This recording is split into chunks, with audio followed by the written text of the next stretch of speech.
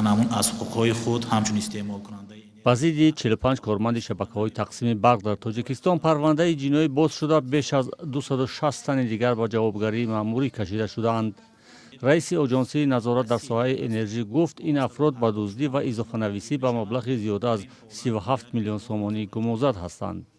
дар ҳоле ки мавқеи нозирони барқ маълум нест, Сорбон Холмуҳаммадзода, раиси ин ниҳод, рӯзи 13 июл дар нишасти матбуотӣ гуфт, гап дар бораи изофанависии зиёда аз 122 миллион киловаттсоат нерӯи барқ дар суратҳисоби муштариён ба виҷа пойгоҳҳои обкашӣ ва мардум меравад.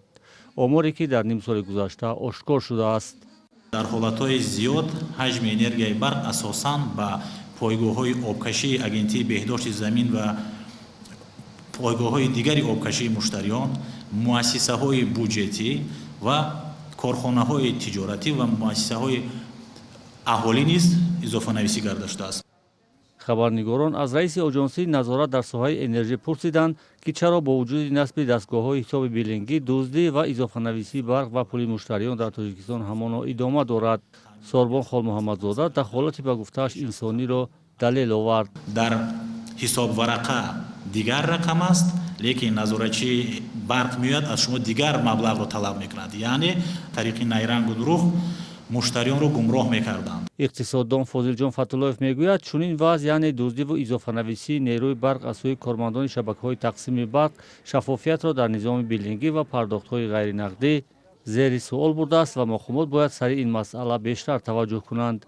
система билингӣ агар то ҳол шаффоф набошад, агар пас система билингӣ чаро лозим аст? ҳамин савол ба миён меояд, ки агар ин қадар шаффофиятро таъмин карда натавонад, ғоратгарӣ яъне ки ҷинояткорӣ дар ин система агар пешгирӣ карда натавонад, пас системаи билингӣ барои чӣ даркор аст? мақомот дар гузашта мегуфтанд, ин мардум аст ки асосан пули нерӯи барқро намепардозанд. сокинон борҳо аз барзиёд ҳисоб шудани масрафи барқ бо нозирони барқи тоҷик вориди баҳс шуда, баъзе аз ин даъвоҳо то додгоҳҳо рафтааст.